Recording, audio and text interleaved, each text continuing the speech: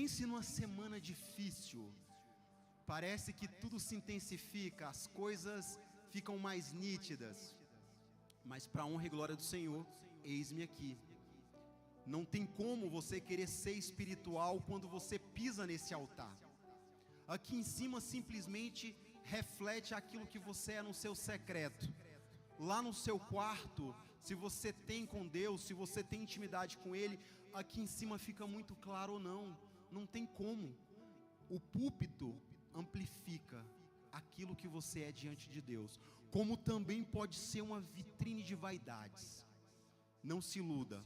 O que importa é o que você é quando ninguém está olhando para você. O que importa é quem você é quando ninguém te vê. Isso para Deus é o que conta. Amém? Por gentileza, abram as vossas Bíblias e para isso, em reverência à palavra do Senhor, gostaria de pedir à igreja que se coloque de pé no livro de Marcos, capítulo 2.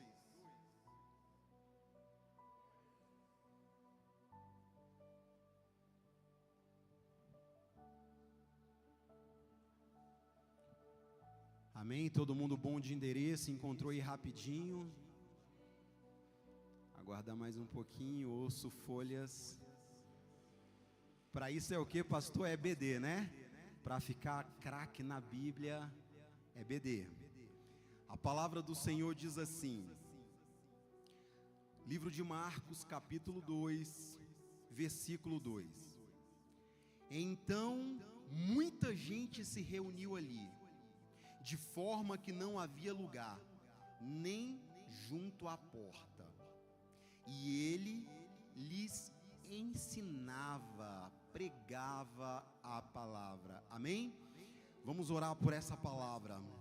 Soberano Deus, eterno Pai, Deus de Abraão, Deus de Isaac, Deus de Israel, eis aqui um povo que veio, meu Pai, para escutar o que o Senhor tem para eles. Que não seja eu, meu Pai, que nesse momento eu diminua, que eu desapareça, pois o preletor, quem segura o microfone não importa. O que importa é que o Espírito Santo do Senhor se manifeste e faça o sobrenatural. Amém? Tome seu assento pelo poder, honra e glória do nosso Senhor e Salvador. Cafarnaum era uma cidade muito importante da Galileia e também era um porto marítimo.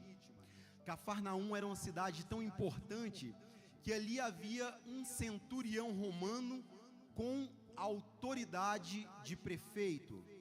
Também havia ali sinagoga, comércio, e ali o nosso Senhor Jesus estabeleceu o seu QG, o seu quartel-general por 3 anos e meio. Mais precisamente, ele morou na casa da sogra de Pedro. É tanto que o versículo 1 diz assim: soube-se que ele estava em casa, pois ele considerava aquela casa, a casa da sogra de Pedro, também como a sua casa. Você acredita que ele estava na casa? Levanta a sua mão se você acredita. Ele estava na casa, então hoje também ele está aqui nessa casa, e não vai ser diferente. Da mesma forma que aquelas pessoas se amontoaram para receber o seu milagre, hoje ele está na casa, e você também irá receber o seu milagre. Amém? O texto que eu vou discorrer, ele é muito conhecido. Marcos já cita aqui, como eu já acabei de ler, mas Mateus e Lucas também citam essa passagem. Então, ela é muito conhecida. Para você entender e mergulhar na palavra, não adianta simplesmente ler o que está escrito. Você tem que se inserir na palavra, você tem que imaginar o contexto, em que situação tudo aquilo aconteceu. Então, vamos fazer um exercício agora, vamos imaginar. E a primeira coisa que eu quero deixar muito claro aqui é que esse paralítico de Cafarnaum, ele não nasceu paralítico. Ele tornou-se paralítico, e a palavra irá deixar bem claro o que eu estou falando. Imagine que esse paralítico, não tendo nascido paralítico, ele, como a maioria das pessoas da região, ele tinha uma profissão, Por certo, o pescador era uma profissão comum naquela região, afinal, Cafarnaum era um porto marítimo. Imagina que os amigos desse homem, que naquela época não era paralítico, chega para ele e diz: então, vamos pescar? E ele diz: hoje hoje não vai dar, eu estou sentindo fortes dores nas costas, hoje eu não vou poder. E os amigos, como bons amigos que são: não, tudo bem, nós vamos pescar e vamos trazer alguns peixes para você. No dia seguinte, não está na palavra, eu estou conjecturando, imaginando o que aconteceu. No dia seguinte, novamente, convida aquele homem para poder ir pescar, e ele diz: hoje eu estou pior que ontem, eu não vou poder. E o tempo vai passando, e a situação daquele homem só piora. Alguém já viu uma situação ruim que acaba piorando? Pois é, a situação desse homem piorou, a chegar a um ponto que ele já não conseguia mais levantar da cama. Ele perdeu totalmente os seus movimentos. E aqueles amigos, comovidos de íntima compaixão, começaram a pensar: e agora? O que será do nosso amigo? Sem trabalhar, ele não tem renda. Se ele não tem renda, logo a família vai passar necessidade. Nós precisamos fazer alguma coisa. E aqueles homens tomaram uma atitude, uma iniciativa. Eles falaram: oi, existe um que pode mudar a história desse homem. Jesus já estava afamado naquela região. Ele fazia o paralítico andar, o cego enxergar, o surdo ouvir. Amém? E aqueles homens tomaram a iniciativa de levar o paralítico até a presença do mestre. Pegaram uma espécie de maca, uma caminha, colocam o paralítico nessa cama e levam diligentemente até a casa da sogra de Pedro. Mas a verdade é que a casa estava apinhada, tinha gente saindo pela janela, pela porta não dava para entrar. Nesse momento, por mais que eles tivessem boa intenção, eles poderiam desistir, sim ou não? Se você chega para resolver algo no banco, o banco está muito cheio, tem quem espera e tem quem diz: hoje não, eu volto outro dia. Esses homens poderiam ter desistido, mas aqui nós já começamos a aprender com a lição. Se você realmente quer o seu milagre, seja perseverante, não desista, persista naquilo que você busca, porque aqueles homens talvez até tentaram adentrar a casa, mas como eles iriam conseguir se estava tão cheio? E eles poderiam chegar: dá licença, eu estou com uma prioridade aqui, me deixa passar. E quem está na frente vai dizer: não, calma aí, espera, porque eu também vim buscar o meu milagre, não tem como. E aqui nós já percebemos o que muda, o que pode transformar uma situação. Não desista jamais. Aqueles homens não desistiram e você também não vai. Diga comigo: eu não vou desistir. Mas será que Jesus acredita nisso? Eu não vou desistir. Pois aqueles homens também não desistiram. Eles buscaram uma forma de se colocar na presença do mestre. Eles tiveram uma engenhosidade, com uma maca, subir no telhado. Eles subiram naquele telhado. Acredite, o que você tem feito pelo seu milagre? E aqueles 4 homens não estavam fazendo isso nem por si. Você tem um amigo assim? Que paga o preço por você? Que no momento que você mais precisa, ele manda uma oração para você na madrugada, não é verdade, Beth? Você tem um amigo assim? Que às 3 da manhã, não é verdade, pastor Júlio? Estou orando por você e pela sua família. Olha que privilégio desse paralítico. Olha o esforço que os amigos estão fazendo por ele. Natural você querer buscar para si, mas tamanho esforço para fazer pelo outro. Eles sobem até a cobertura da casa.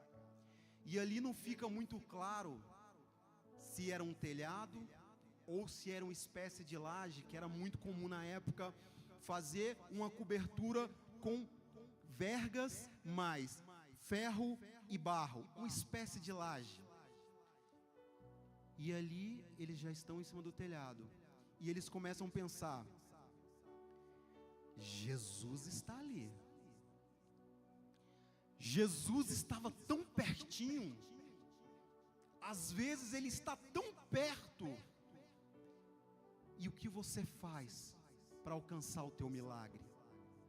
O nosso Senhor, Ele não é inacessível. Que privilégio ter um Deus que se importa individualmente com cada ser desse planeta, sendo ele cristão ou não. O Senhor se importa com cada alma e não quer que nenhuma se perca. Agora, se vai se perder ou não, é uma posição pessoal. Ele também te dá o livre-arbítrio. Ele não pode decidir por você. Mas aqueles homens no telhado viram que Jesus estava ali. Jesus estava ali, eles precisavam fazer alguma coisa para chamar a atenção do mestre. Olha o tamanho da fé desses homens. Vamos então pensar que Jesus está aqui nesse momento, essa igreja está tomada. Existe 4 amigos com um paralítico e querem um milagre. Olha o tamanho da ousadia. Sobe no telhado, mais ou menos ali na altura do projetor, para o pastor ficar ainda mais maluco. Quebra o telhado, projetor cai no chão, pastor.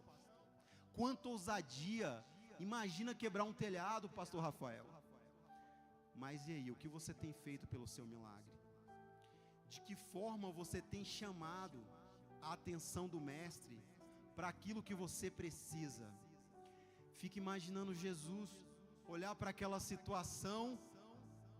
A palavra diz no versículo 2, a palavra diz o seguinte, que ele estava pregando, ele estava ensinando a palavra. O culto acabou a pregação, começa a bater no teto, o barulho, teto caindo, as pessoas se afastando para que não caia nada na cabeça, e Jesus olhando e falando: eita, que tamanha fé. E aquilo vai alegrando o coração do mestre, porque ele quer saber até onde você está disposto a ir pelo seu milagre. Até onde você está disposto a ir pelo seu milagre? Você tem feito alguma loucura espiritual? De que forma você chama a atenção dele? Com o seu jejum, com a busca da palavra. De que forma você vai atrair a atenção do mestre para a sua vida? E aqueles homens abrem um buraco, e um baita buraco, porque para passar uma maca teve que ser um buraco grande.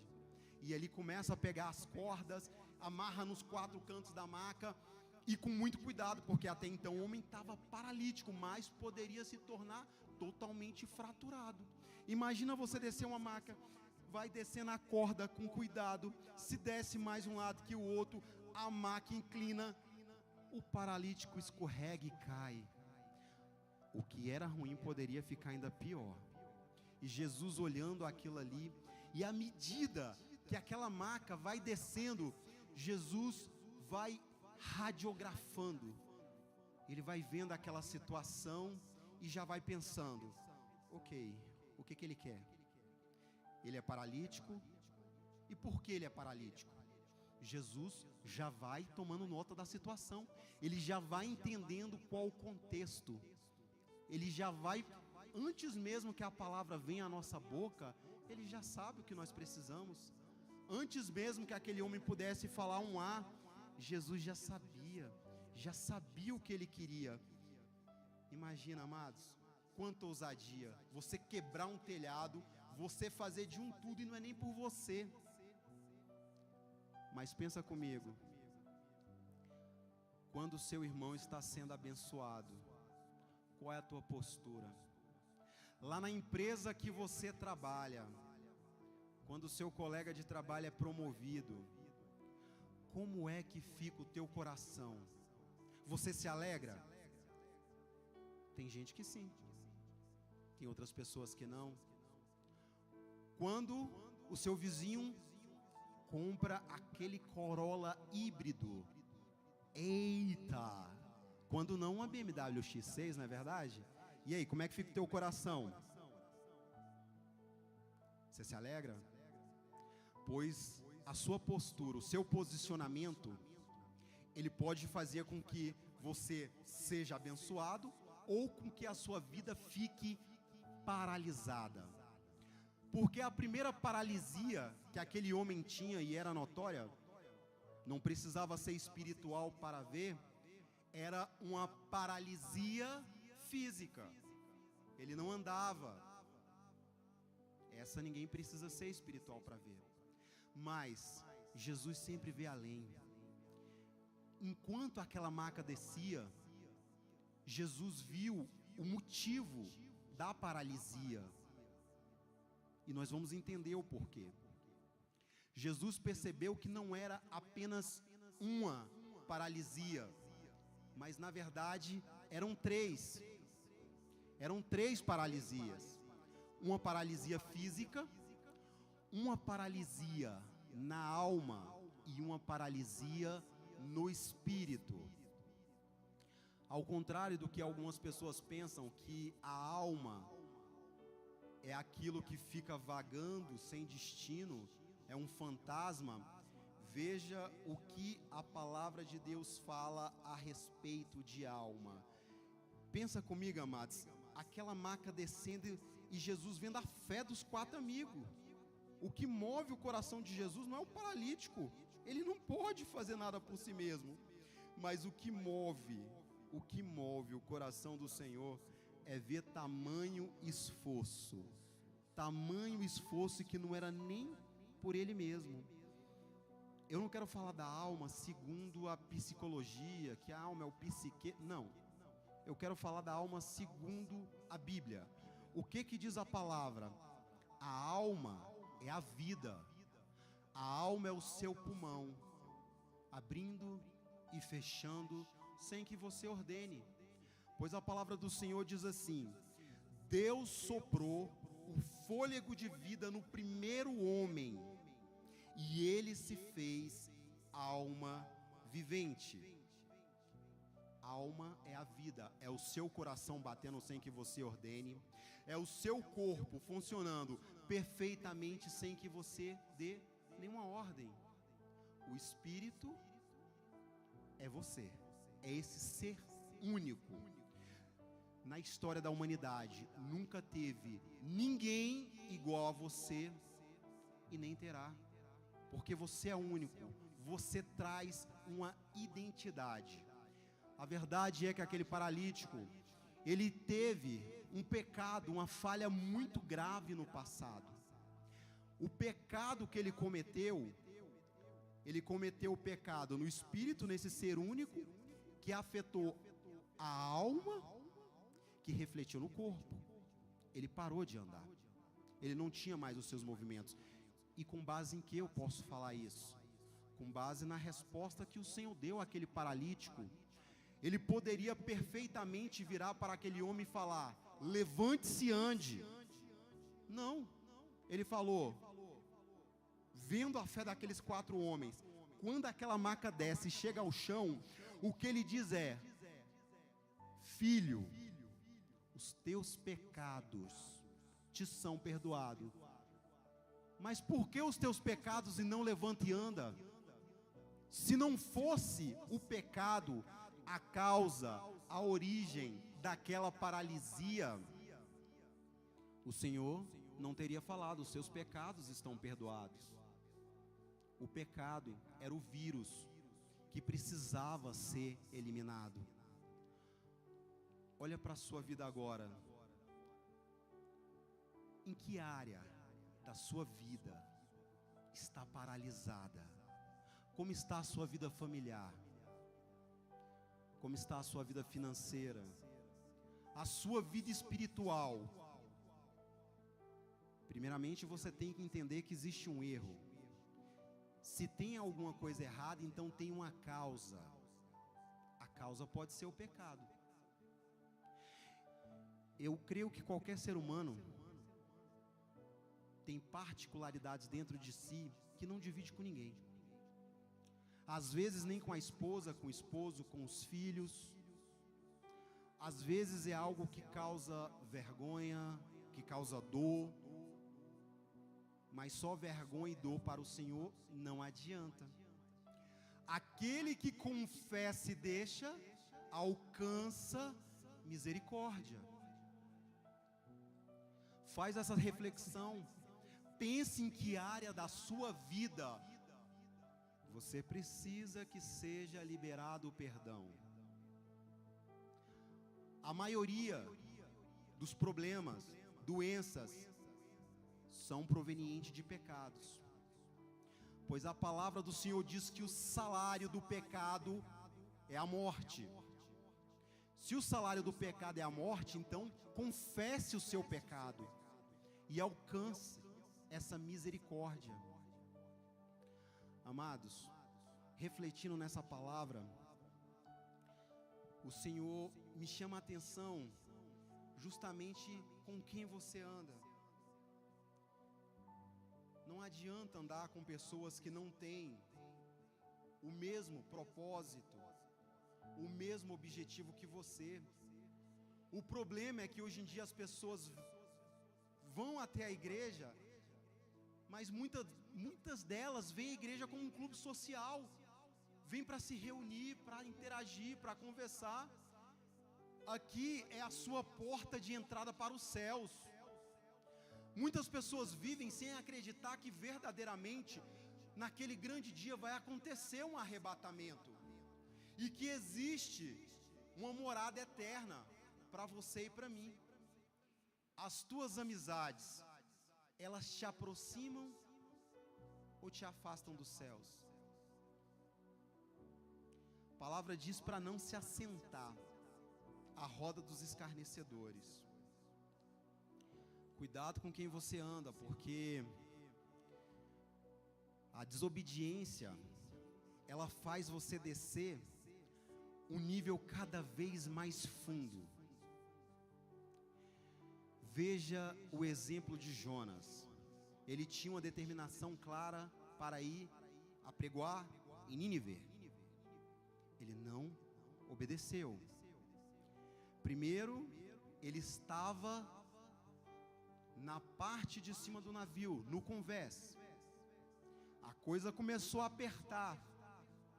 Tempestade, vento forte. Daqui a pouquinho ele desce para a parte inferior do navio. Da parte inferior do navio, ele vai parar no estômago daquele grande peixe. Você percebeu que a desobediência te leva a um nível cada vez mais baixo? É a parte superior do navio, a parte inferior do navio, embaixo da água. Eu quero dividir algo com a igreja. Quando eu cheguei aqui nessa igreja, eu estava muito destruído. Eu tinha fechado uma empresa, e não que eu tivesse quisto isso. Eu tinha uma marmoraria, fechava grandes contratos, atendia pessoas do Lago Sul, Noroeste, Sudoeste, mas a maior dificuldade de uma marmoraria é porque é um serviço braçal. E geralmente quem trabalha com serviço braçal tende a ter vícios que complicam o trabalho. Meus funcionários saíam na sexta, custava voltar na segunda. Eu mandava para uma instalação e às vezes não saía 100% porque a pessoa fazia uso de entorpecente. Infelizmente, a grande maioria das pessoas que trabalham nesse segmento ou tem problema com álcool, ou tem problema com drogas. E ali eu fui começando a ter dificuldades, porque é difícil encontrar pessoas qualificadas para o serviço. E começou uma onda de arrastão onde a minha empresa estava situada. Em um mês a empresa foi assaltada 3 vezes. Entraram, levaram material que é caro, lixadeira, maquita, material muito caro. Vamos lá, compro, reponho, mais uma vez, roubaram, compro, reponho, cheio de contrato para entregar, compromisso, responsabilidade. Para começar a honrar os meus compromissos, eu coloco o dinheiro que eu tenho, começo a desfazer contrato, eu pego o carro, vendo, pego moto, vendo, e vou tentando honrar o meu nome. Eu vou tentando fazer com que eu possa andar de cabeça erguida, mas chega uma hora que não dá. Já coloquei dinheiro, já coloquei carro, já coloquei moto, até que acabou, não dava mais ali. Eu chegava no galpão, olha como é que eu estava sem foco, sem direção, estava tão preocupado, que primeiro eu pegava o óleo, ungia o galpão todo, e depois eu iria orar por mim. Aí chegou um dia que o Senhor falou, hoje faz diferente, ora por você primeiro. Orei por mim, e quando eu fui orar pela empresa, pelo galpão, o Senhor falou, não ora, porque eu não estou mais nesse lugar. Fazer o quê? Você realmente quer remar contra a maré? Deus já vinha dando sinais que era para fechar, eram os funcionários que estavam dando um problema, as ondas de assalto, colocando o que eu tinha, o que eu não tinha numa empresa, até chegar ao ponto do Senhor falar, fecha. O Senhor sabe que eu sou teimoso, o Senhor sabe que eu sou tinhoso, eu não paro, o sangue pode dar na canela, mas enquanto eu tiver fôlego de vida eu estou indo. E quando a gente não para, infelizmente o Senhor nos para. Você pode até não querer parar, até que Ele te para. E o Senhor me parou. Eu morava aqui do lado, no Alegro. E quando eu saí da empresa, eu fui manter na casa as contas por um tempo, mandava currículo, participando de processo seletivo para cargo de gestão em grandes empresas, mas a porta não se abria. Eu até começava o processo seletivo, eu iniciava, ia para as etapas, mas não finalizava, até que eu fui aguardando, chegou um ponto que não dava mais para esperar. Eu cheguei num ponto tão fundo, que infelizmente eu tive que me ver numa situação, tendo que fazer uma coisa que eu nunca tinha feito na vida, e não é desprezando profissão nenhuma, porque todo trabalhador é digno do seu salário, mas eu precisava de alguma coisa que me remunerasse no dia. Chegou o ponto de eu ter que ganhar o dinheiro para comprar alimento na semana. A coisa tinha ficado muito feia. E aí eu fui trabalhar para ganhar dinheiro no dia, na diária. Eu falei, meu Deus, o que eu vou fazer? O que vai me pagar no dia? Alguém aqui já ouviu falar em Badeco? Alguém sabe o que é? O que é Badeco, irmão Tatá? Auxiliar, oreia. Eu fui trabalhar de oreia, meu Deus, nunca tinha feito. Saco de cimento, 50 quilos nas costas, subindo a escada, um prédiozinho, 3 pavimentos, eu, ai pai, tá duro, tá difícil, pai, me ajuda, me tira daqui. E congregando nessa igreja, eu tinha acabado de chegar, pastor. Eu nunca tinha falado isso antes, mas Deus falou, você vai falar. E aí eu fui trabalhar de oreia. Às vezes o pessoal já despreza o pedreiro, imagina o oreia. Não é fácil não, irmão. Mas até onde você está disposto a ir, pela sua família, pela sua casa. Às vezes pagar um preço é carregar um saco de cimento de 50 quilos nas costas. Às vezes o preço que você vai ter que pagar é no joelho, é no jejum, é na oração. Mas você está disposto? Fui trabalhar de oreia. E falei, Senhor, está difícil, me deixa ser pelo menos Uber, porque Uber eu dirijo, eu vou trabalhar sentado, eu não vou mais carregar saco de cimento nas costas, me ajuda, Senhor. Aí fui para o monte, fui orar, e aí, Deus é tão bom que Ele responde, né? A gente nem merece. E eu falei, Senhor, posso ser Uber? E Ele me disse, não é o que eu quero para você.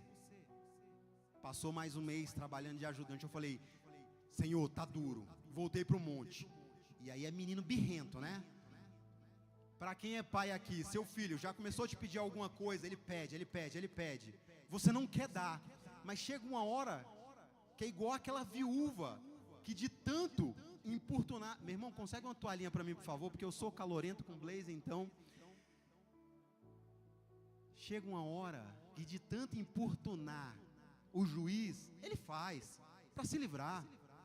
E aí eu chego para Deus e falo, pela segunda vez, Senhor, posso ser Uber? Ele se cala, ele não fala mais nada. E tem um ditado que diz que quem cala consente. Que loucura é essa? Quem cala não disse nada. Então o que acontece? O Senhor, ele se cala. Ele falou, filho, eu quis te ensinar pelo amor.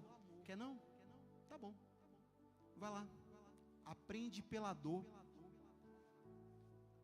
Não tinha mais carro. Fui alugar um carro para trabalhar. Lembra, pastor? Um carro branco que eu chegava aqui? Aquele carrinho lá. E aí, eu esqueci totalmente o reino. O carro era alugado. Primeiro, eu tinha que trabalhar para fazer o dinheiro do dono do carro. Depois, trabalhar para fazer o dinheiro do combustível. E depois, trabalhar para fazer dinheiro para mim. Eu trabalhava de 15 a 20 horas por dia. Meu negócio não é preguiça. Meu negócio não é não trabalhar. Mas quando você não tem direção, você trabalha mais que burro de carga. É assim. O homem entrega a si mesmo, é só para perdição. E eu trabalhando nisso, não trabalhei muito não, uns 2, 3 meses. Até que chegou um dia que eu já estava sentindo que ia acontecer alguma coisa ruim. Eu não queria trabalhar no sábado, e para quem trabalha de Uber, o sábado é o melhor dia, todo mundo está em casa, quer dar uma saidinha. E eu não quis trabalhar no sábado. Estava sentindo que não estava bem. Fui trabalhar no domingo. E aí, 6 horas da manhã, eu começo a trabalhar. E peguei uma corrida no sol na expansão do Setoró. Era na 19. Na expansão do Setoró. Chego lá para o carro, uma passageira. 5 minutos é o tempo que tem para poder embarcar no carro. Não vem, você pode ir embora e ainda ganha taxa de deslocamento. E aí a passageira não vem e eu vou embora, não vem não. Daqui a pouquinho sai uma mulher de dentro de casa, esbravejando, cuspindo raios, bate o portão, entra no carro, bate a porta e fala, bora moço! E eu, bora. Começo a dirigir e essa mulher falando no WhatsApp com alguém e brigava e discutia e falava, eu não te quero mais, até hoje eu fui fiel, agora hoje você vai ver. E discutia com alguém, estava brigando com o namorado. Aí ela desliga o telefone, vira para mim e fala, moço, você é casado? E a abençoada tinha acabado de falar que ia ser fiel só até aquele momento. Aí eu logo entendi o prato de Satanás. A passageira começou a se insinuar. Começou com aquela conversa mole. E conversa vai, conversa vem. Eu nem respondia, deixava ela falar sozinha. E eu, 6 horas da manhã, o sol nascendo. Eu tinha saído da expansão do Setoró. Ela ia da expansão do Setoró para o Riacho Fundo 2. Eu já estava na altura daquela descida que desce Ceilândia, Samambaia. E eu inclinava a cabeça assim de lado e pensava, ei Satanás, como tu és sujo. Olha só o que essa mulher está insinuando. E aí Satanás ainda debochava. Ele falava bem assim, claramente, uma voz audível, eu escutava assim, ela está com problema. Resolve o problema dela. Chama ela para um motel. E eu falava, sai Satanás. E a intenção dele era que eu caísse com aquela mulher, vivendo uma situação difícil, trabalhando 20 horas por dia, fora de casa, um trabalho duro. Mas irmão, você tem que saber onde você está firmado. Não é qualquer pratinho de Satanás que vai te derrubar não. Deus foi tão generoso comigo. Olha a amada que Ele me deu, uma bênção. bonito, ungido, inteligente e canela de fogo. Uhul! Eu vou cair com um prato de Satanás? Eu vou cair com a galinha de despacho de macumba? Você está doido? A intenção de Satanás era justamente fazer com que eu saísse da presença. E nisso eu me calei, já nem falei mais nada. Imagina só se eu tivesse aceitado o convite de Satanás. Não deu muito, eu não sei como, mas o namorado dessa menina nos encontrou no trânsito. O deslocamento de Ceilândia para o Riacho Fundo 2 tinha pelo menos 3 caminhos: por Taguatinga, Pistão Sul, pela via do Hospital de Samambaia e por essa via que passa do lado do restaurante do Roriz, lá em Samambaia. Mas eu acredito que ele tinha algum aplicativo que seguiu o celular da moça, porque não demorou muito. Aí eu estava num Prisma 1.0 branco, cola um Honda Civic preto do meu lado, e o cidadão começa a jogar o carro para cima do carro que eu estou dirigindo. Eu falei: oxi, está acontecendo? E a menina: socorro, é o meu namorado, vai me matar, vai me matar. Eu falei: Satanás, tu é sujo mesmo, porque se eu aceito o convite, e se eu vou para o motel com essa mulher, é só o tempo de eu entrar, eu saio, ele mata a mim e ela. E aí ele pediu para parar, eu falei: meu Deus do céu, e agora? Dirigindo, ele foi me jogando para fora da pista, até que me colocou no acostamento e atravessou o carro dele na frente do meu. Eu parei o carro, pensei numa fração de segundo: o que eu tenho a ver com isso? Meu Deus do céu, eu acordei só para trabalhar, o que eu tenho a ver com isso? E Deus bradou no meu coração: ajuda ela, ajuda ela. E eu com o carro ainda ligado, Satanás do outro lado, ele passando na frente do carro: passa por cima dele, passa por cima dele. Eu falei: eita Jesus. Eu só esperei ele passar na frente do carro, ele veio na porta, colocou a mão na maçaneta, a porta estava travada. Eu acelerei o carro e falei: vou chegar pelo menos no batalhão da PM, que tem perto do Café do Sítio, tem uma cavalaria ali. Chego ali, e aí pelo menos resolve esse BO. Acelerei, mas só que o carro dele andava muito mais que o meu. Eu estava num Prisma 1.0, ele no Honda Civic 2.0. Não demorou nada, ele me alcançou na via. E aí ele realmente bateu no carro com vontade. Ele bateu no carro, que o carro que eu estava dirigindo saiu da pista. E o primeiro milagre que eu vi foi: o poste estava aqui do meu lado, um poste de concreto. E esse poste, eu não sei como, assim que o carro ia sair da pista, esse carro rodou. Eu sei, a mão de Deus. Então o carro bateu do lado que não tinha nem a passageira, que ela estava atrás do banco que eu estava dirigindo, do mesmo lado do motorista. O poste pega o carro do lado direito, estraçalha o poste, não sobra nada. O carro deu perda total, amassou a coluna, estoura os 4 pneus e acaba com o carro todo. Eu bati a cabeça do lado esquerdo, tudo escureceu, e eu saí do carro ali cambaleando, fui para o chão. O cidadão, o carro dele bateu, deu um cavalo de pau. Ele chega perto do meu fio, olha para mim e fala: toma, otário, é para você largar, com perdão da palavra, para você largar de ser otário. Aí eu falei: amém. Eu não queria sair da marmoraria. Deus falou: não é o que eu quero para você. E eu fui. Quase paguei com a própria vida, pela desobediência. Pela desobediência. Seja inteligente. Aprenda com o erro dos outros. Não queira pagar para ver. Nesse tempo eu estava sem carro, estava sem nada, e eu pensando: e agora, como é que eu vou ganhar dinheiro? Até que Deus me deu uma visão. Quando Deus abre uma porta, a porta que Deus abre, ninguém fecha. Deus me mostrou a imobiliária que eu estou trabalhando hoje. Eu nem conhecia. Ele me mostrou a placa e falou: é aqui que você vai trabalhar. Em 6 meses eu fiz mais de 10 vendas. Para quem estava carregando saco de cimento nas costas e tinha que trabalhar o mês inteiro para tentar livrar 5 mil líquidos na Uber, hoje eu ganho o dobro numa venda. Para a honra e glória do Senhor.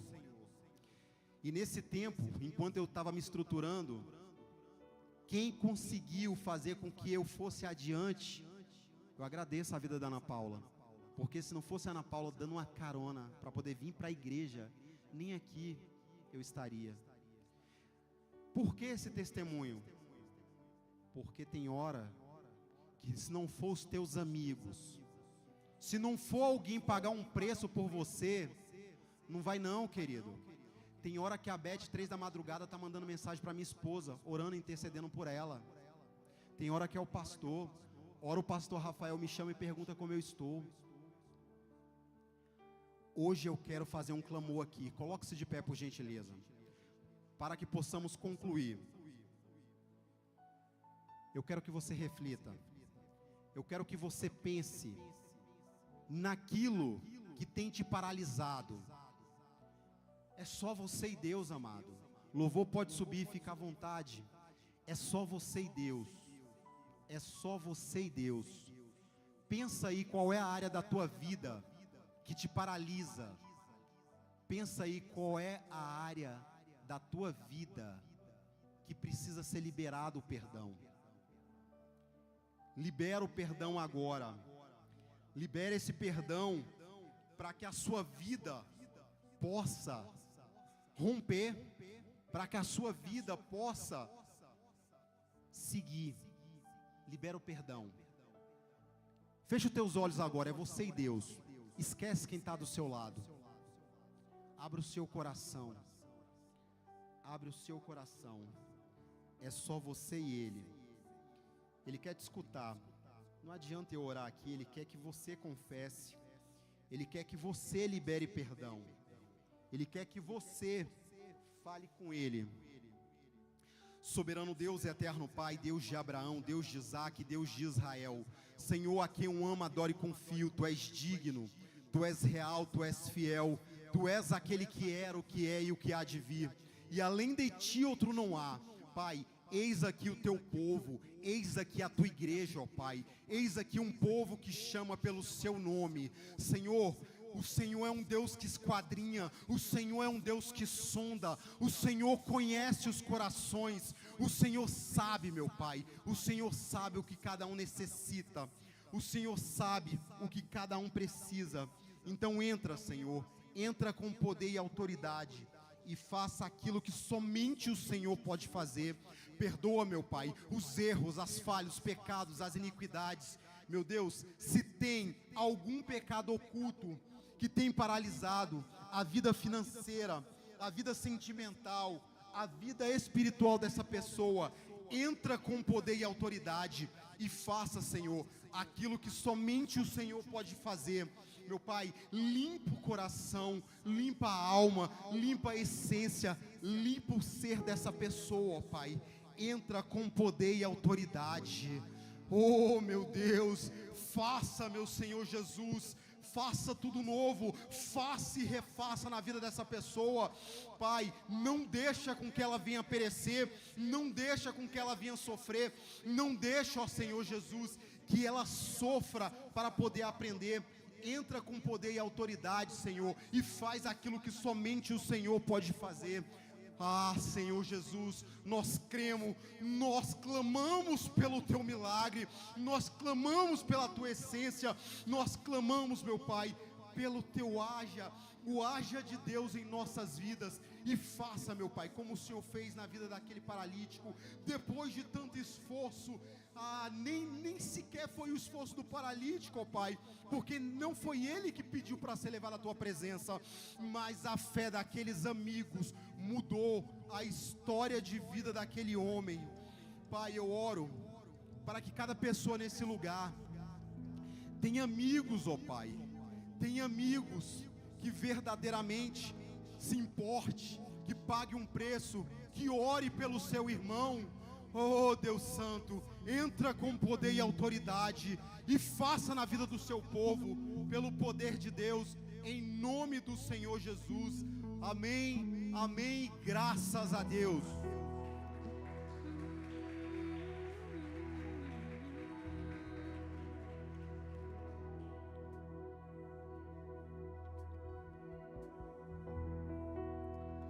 Só o